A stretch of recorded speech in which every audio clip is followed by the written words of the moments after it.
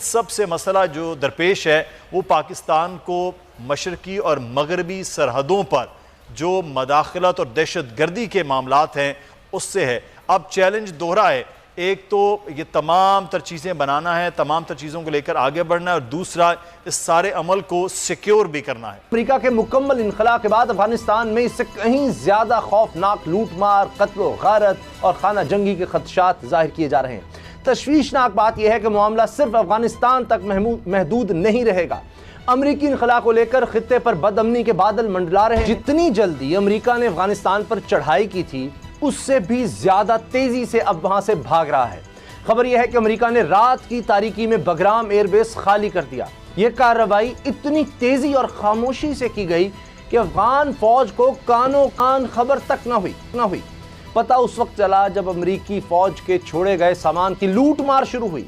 इसे सिर्फ एक झलक करार दिया जा रहा है, सिर्फ एक झलक, वरना अमेरिका के मुकम्मल इनखला के बाद अफगानिस्तान में इससे कहीं ज्यादा खौफनाक लूटमार, कत्ल गारत और खाना जंगी के खदशात जाहिर किए जा रहे हैं। तशवीशनाक बात यह है कि मामला सिर्फ अफगानिस्तान तक महदूद नहीं रहेगा।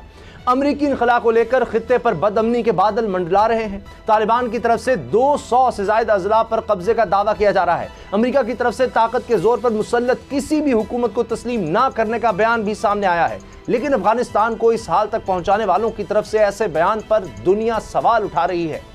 दूसरी तरफ बलूचिस्तान में भी अमन अमान का मसला हमेशा से सवालिया निशान रहा है, जिसका अमन भारत ने अफगान सरजमीन का इस्तेमाल करके अब तक बर्बाद किया। लेकिन सवाल यह है कि क्या अफगानिस्तान में आने वाली तब्दीली के बाद अब यहाँ भी कोई तब्दीली आएगी या नहीं। वज़ीर आज़म इमरान खान कहते हैं कि वो बलूचिस्तान में अमन अमान के लिए शरपसंदों के साथ भी बातचीत को तैयार है। माहिरीन के मुताबिक ये अच्छा मौका है क्योंकि बलूचिस्तान में भारतीय दहशतगर्दी नेटवर्क कमजोर पड़ गया है। ऐसे में मुज़ाकरात की बातें नाराज बलोचों को मनाने का अच्छा मौका साबित हो सकती हैं। लेकिन मुज़ाकरात के साथ साथ बलूचिस्तान के माशी हालात को भी बेहतर करना होगा। इससे पहले जो हम पैकेज का खेल खेलते आए हैं, इससे आगे बढ़कर बलूचिस्तान की हकीकी तरक्की के लिए काम करना होगा। जब इस तरक्की के समरात आम आवाम तक पहुंचेंगे तो फिर ही शरपसंदी का खात्मा मुमकिन होगा। क्या हुकूमत इसके लिए बड़े इक़दाम उठाएगी या फिर वज़ीर आज़म का ये भी बयान माजी के हुक्मरानों के बयानात की तरह सियासी साबित होगा? क्या इमरान खान साहब के बयान के जी मैं सोच रहा हूं, और उसके बाद फवाद चौधरी भी कह रहे हैं जी इस बारे में अब पूरा एक मैकेनिज्म तैयार किया जा रहा है, ये हमने माजी में भी देखा है। कभी इनसे बातचीत की जाती है, फिर नाराज बलोच कहें या दहशतगर्द कहें, फिर टर्म बदलनी पड़ती है। पहले ये दहशतगर्द हैं, फिर इसके बाद उनको कहा जाता है जी ये नाराज बलोच हैं। तो किस तरह से इनसे बातचीत का आगाज़ होगा और क्या ये सूदमंद भी होगा?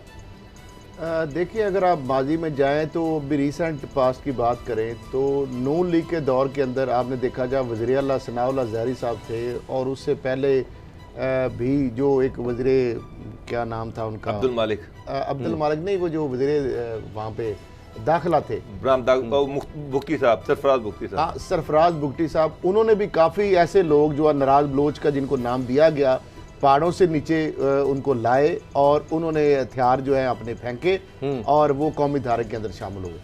अब इमरान खान साहब, कतई कलामी माफ़ी, आर्मी चीफ का भी बयान सामने आया है। वो भी कह रहे हैं कि समाजी इक़्तिसादी तरक्की का अमल तेज़ करना होगा, बलूचिस्तान में देर पा इस्तेहकाम की तरफ बढ़ना होगा।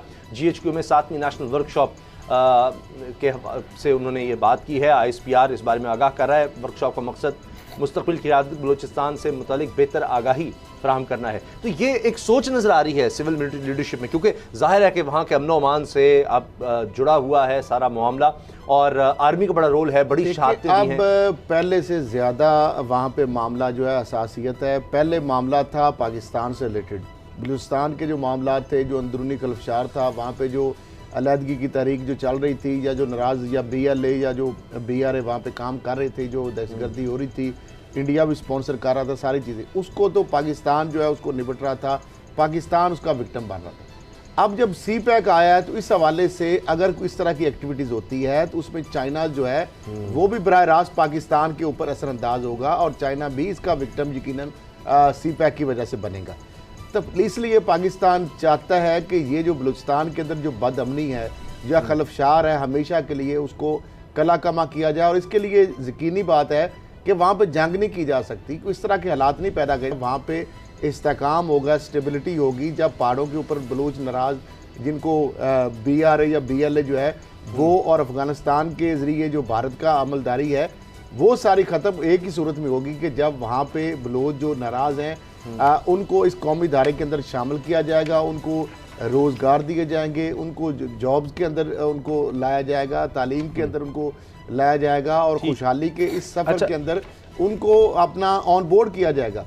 तो इसके लिए आर्मी भी यही चाहती है, वज़ीर आज़म जो है उन्होंने भी यही बात की, आर्मी चीफ ने उसको आज इंडोर्स कर रहे हैं। तो बात तो वही है कि सारे बलोच जो नाराज हैं उनको एक पेज पर लेके आया जाए और कौमी धारे के अंदर उनको शामिल किया जाए। बाबर डोगर साहब, इस दफा कैसे ये मुख्तलिफ होगा? माजी में कई दफा ये हो चुका, हम भुट्टो दौर से ये देख रहे हैं, उसके बाद मुशर्रफ दौर में भी देखा, अकबर बुगटी जो है जिस तरह से उनका कत्ल हुआ, ये सब कुछ हमने देखा है। तो उसके बाद अब देखें, अभी पाकिस्तान स्टॉक एक्सचेंज पर जिस तरह से हमने कोशिश की गई, चीन के सफारत खाने पर, ये सब कुछ हो चुका है। अब क्या ये वजह है कि फवाद चौधरी कह रहे हैं कि जो भारतीय नेटवर्क था वो काफ़ी हद तक तोड़ दिया है, तो ये चाहते हैं कि इस मौके से फ़ायदा उठाया जाए कि अब भारत का नेटवर्क कमज़ोर रहा है, अफगानिस्तान की सूरत हाल बदल रही है, तो उससे पहले एक दफ़ा इनको इंगेज करके कोई ऐसा रास्ता निकाला जा सके जो काबिल अमल हो। उसामा साहब देखें, बलूचिस्तान का जो सबसे अहम हल है, बलूचिस्तान इशू का जो हल है वो मुज़ाकरात ही हैं। नाराज़ जो बलोच हैं उनको कौमी धारे में लाया जाए, कौमी सियासत में लाया जाए, लेकिन ये कहना बड़ा आसान है, करना बड़ा मुश्किल है। तो मैं तो मेरी जो है कि वो ये है कि गवर्नमेंट जो भी कमिटमेंट करे, मुज़ाकरात के ज़रिए ये मसला हल होना है। बलूचिस्तान की सूरत हाल बड़ी सेंसिटिव है, गवर्नमेंट को इसकी सेंसिटिविटी का पता है। लेकिन सबसे मसला जो दरपेश है वो पाकिस्तान को मशरकी और मगरबी सरहदों पर जो मदाखलत और दहशत गर्दी के मामलात हैं उससे है। अब चैलेंज दोहरा है, एक तो ये तमाम तर चीज़ें बनाना है, तमाम तर चीज़ों को लेकर आगे बढ़ना है, और दूसरा इस सारे अमल को सिक्योर भी करना है। यकीनन ये बड़ा चैलेंज है। मशरक़ और मगरब में हालात हमारे मुवाफ़िक नहीं रहे हैं।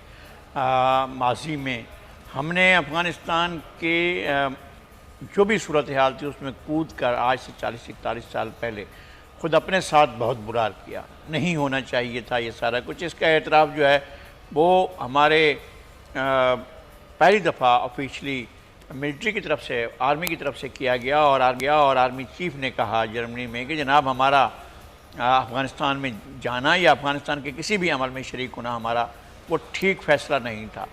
और इसी तरह से हमें इंडिया के साथ गैर ज़रूरी तौर पर इंगेजमेंट बढ़ाने से पहले हमें अपने अहदाफ तय कर लेने चाहिए था कि जनाब देखें ये कश्मीर का मसला है, ये पानी का मसला है, ये साचिन का मसला है, ये सर क्रीक का मसला है, हमारे ये मसाइल हैं, हमने इनको हल करना है, हमने राहदारियाँ खोलनी है। हम चाहते हैं कि इंडिया और पाकिस्तान के करीबी ताल्लुकात हों, लेकिन रास्ते में जो रुकावटें बढ़ी हुई हैं हमें उनको आइडेंटिफाई ही नहीं करना है, बल्कि इनको रिजॉल्व करना है, इनको हल करना है। और इंडिया को इस बात पर आमादा करना है कि कश्मीर का हल निकलना चाहिए, और कश्मीर के अवाम की मर्ज़ी के ऐन मुताबिक। ये नहीं है मर्ज़ी के आप हर दफ़ा इलेक्शन कराएं और हर दफ़ा कश्मीरी जो टोटल बाइकाट। कभी भी जब इलेक्शन हुए तो वादी के लोग नहीं निकले और आगे पीछे जम्मू के लोग नहीं निकले, वहाँ लद्दाख में बहुत बड़ा ये कारगिल के इलाके में बिल्कुल सन्नाटा होता था और ये इलेक्शन प्रोसेस होता था। मेरे ख्याल में इन मसाइल को ज़रूर देखना चाहिए और पाकिस्तान को एक प्रोएक्टिव फॉरेन पॉलिसी लेकर चलना चाहिए कि इन इशू पर बात की जाए और डिक्टेशन ना ली जाए कि जनाब वहाँ से आ गया है कि फरमान आ गया है कि जनाब अब आप इंडिया से नॉर्मलाइजेशन की तरफ जाएं। ज़रूर जाएं, नॉर्मलाइजेशन होनी चाहिए, लेकिन उसकी ये इस कंडीशन पर नहीं कि हम अपने इश्यूज़ जो हैं उनसे विड्रॉ हो जाए। बिल्कुल सही।